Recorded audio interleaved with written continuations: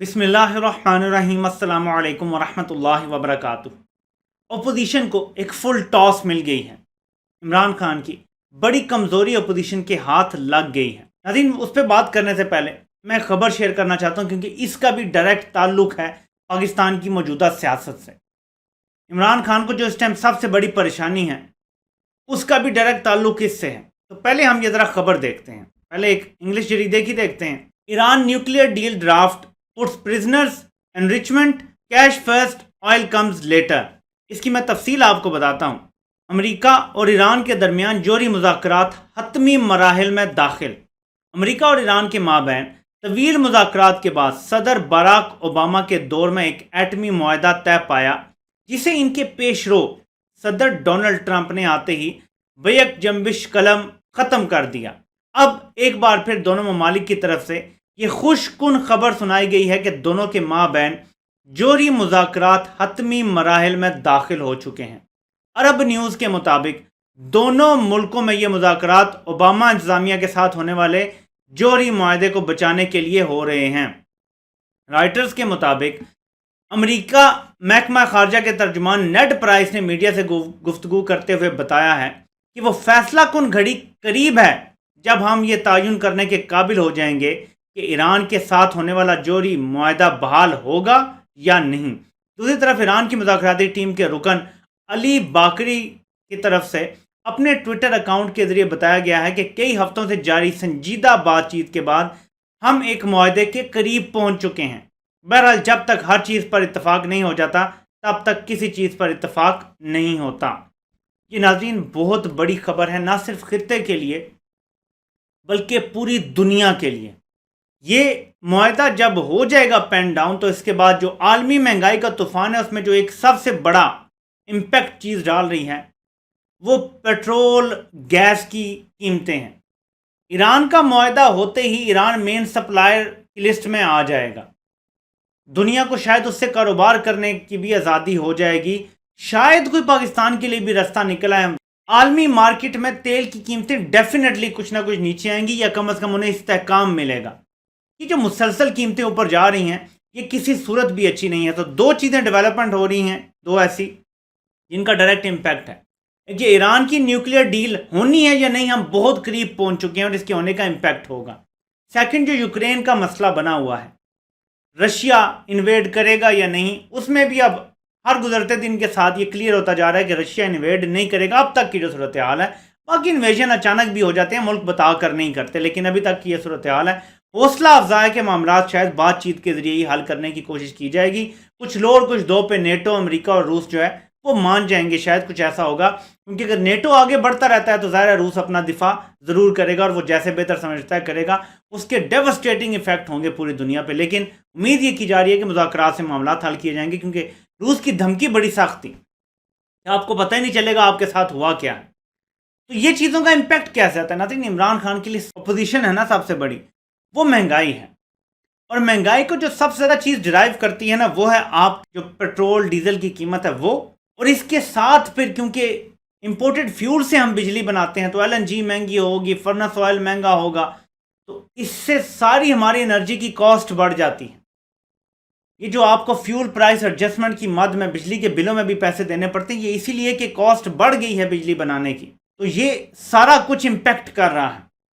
आपका सेहत कार्ड, आपका कामयाब जवान प्रोग्राम, आपका लोगों को घरों के लिए आसान कर्जे देना, ऐसे बेशुमार ऐसे बड़े बड़े प्रोग्राम हैं, लेकिन वो सब नफ़ी हो जाती है उनकी जैसे ही बात महंगाई पे आती है। क्योंकि महंगाई एक ऐसी चीज़ है कि रोज़मर्रा की ज़िंदगी में लोगों की बहुत इम्पैक्ट आ रहा है इसका।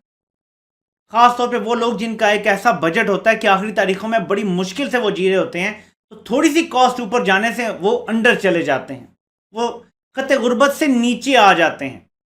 और ये इमरान खान के लिए बड़ी मुश्किल है। और इससे रिलेटेड है अपोजिशन की सारी कार्रवाई जो आगे होनी है। ये जो तरीके अदम एतमाद की बात मुसलसल जारी है, इवन दो अपोजिशन अब तक इत्तेहादियों को तोड़ने में अब तक कामयाब क्योंकि नहीं हुई, तो वो इतने पुरुमीद भी नहीं है, लेकिन ये रिस्क लेने के लिए वो तैयार हो रहे हैं। तरीके अदम एतमाद पाकिस्तान की हिस्ट्री में तो कभी कामयाब नहीं हुई, लेकिन अगर कभी हुई भी ऐसा तो वो अपोजिशन की वजह से नहीं होगी। عوام کا ایک ایسا دباؤ، اور کیونکہ یہ ایک ایسا کہ جو پیٹرول کی قیمت 159 روپے پر لیٹر ہو گئی ہے، یہ تاریخ کی بلند ترین قیمت ہے، ظاہر ہے عوام کو امپیکٹ آئے گا اس سے کسی بھی حکمران کی پوری دنیا میں چلے جائیں. اس ٹائم امریکہ میں بھی پیٹرولیم پروڈکٹس کی قیمتیں تاریخ کی بلند ترین سطح پہ، دنیا میں یہ حال ہے، لیکن پاکستان میں امپیکٹ پڑ رہا ہے اور امریکہ میں بھی پڑ رہا ہے. بائیڈن کی پاپولیرٹی بھی نیچے جا رہی ہے، جس کا مطلب ہے کہ امیر ترین ملک میں بھی لوگوں کو مہنگائی ہونے سے فرق پڑتا ہے. تو یہاں پہ یہ بہترین وقت مل گیا ہے اپوزیشن کو کہ جب مہنگائی تھمنے کا نام نہیں لے رہی، اور ادھر سے جب یہ اپنا مومنٹم بنائیں گے، اگر بنا پائے، اگر یہ چور ڈھاکو نہ ہوتے، مورلی اتنے کرپٹ نہ ہوتے، یہ تاریخ کی سب سے کمزور اپوزیشن نہ ہوتی، تو یقین مانے کہ عمران خان کی گورنمنٹ کو گرانا ان کے لیے بھی کوئی مسئلہ نہیں رہ گیا تھا. لیکن یہ مورلی اتنے کرپٹ ہیں کہ اتنے حالات کے باوجود بھی کوئی ایکشن نہیں کر پا رہے.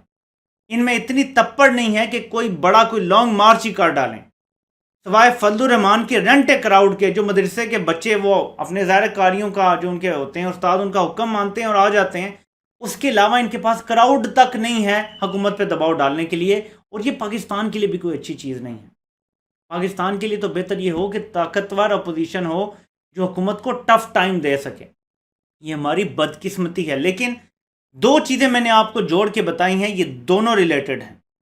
پاکستان میں مہنگائی ہو رہی ہے اور اس کی ایک بڑی وجہ ہے جو پیٹرولیم پروڈکٹس بڑھ رہی ہیں، کیونکہ ان کی امپورٹ بھی بہت زیادہ ہے، تو امپورٹ بل بڑھتا ہے جب قیمت بڑھتی ہے. امپورٹ بل بڑھنے سے الٹیمیٹلی ڈالر زیادہ ملک سے باہر جاتا ہے. جب ڈالر ملک سے باہر جاتا ہے تو ڈالر کی قیمت اوپر جاتی ہے، روپے کی قیمت کم ہوتی ہے، اس سے اوورآل مزید مہنگائی ہوتی ہے. سو یہ ایک ویشیس سائیکل ہے جس میں ہم پھنسے ہوئے ہیں. سو ایران کی جو نیوکلیئر ڈیل ہے اس کے یا تو قریب لگے ہوئے ہیں ہم، یا پھر وہ اگر نہ ہوئی تو پھر مزید ہم پیٹرولیم پروڈکٹس کی قیمت کو ایکسپیکٹ کر سکتے ہیں کہ آئل شاید $100 بھی پر بیرل کراس کر جائے، اور پاکستان کے لیے یہ بہت ہی مشکل صورتحال ہوگی. خاص طور پہ عمران خان حکومت کے لیے یہ انتہائی مشکل صورتحال ہوگی. زیرو سیلز ٹیکس وصول کرنے کے باوجود پیٹرول کی قیمت 159 پہ پہنچ گئی ہے، جو ظاہر انتہائی تشویشناک صورتحال ہے. اور یہ نہیں کوئی کہہ سکتا کہ کسی کو فرق نہیں پڑتا، فرق پڑتا ہے. اس ٹائم عمران خان حکومت شدید دباؤ میں ہے اس مہنگائی کی وجہ سے. ہوپ اگینسٹ ہوپ ہے کہ شاید یہ عالمی مہنگائی بھی نیچے آنا شروع ہو جائے گی اگلے 2-3 مہینوں میں. ایران کی ڈیل کے بعد یہ پیٹرولیم پروڈکٹس کی قیمتیں بھی ان کو استحکام ملے گا، اور یہ 92-95 پہ جو پہنچی ہوئی اور $100 کا خطرہ ہے، شاید یہ 70 سے 80 کے درمیان آ جائے گی، تو کچھ لوگوں کو ریپریو ملے گا. تو دیکھتے ہیں کہ معاملات کس طرف جاتے ہیں. لیکن حکومت مشکل میں ہے، اور اسی لیے عمران خان کو سٹیپس لینے پڑ رہے ہیں، کمپرومائزز کرنے پڑ رہے ہیں.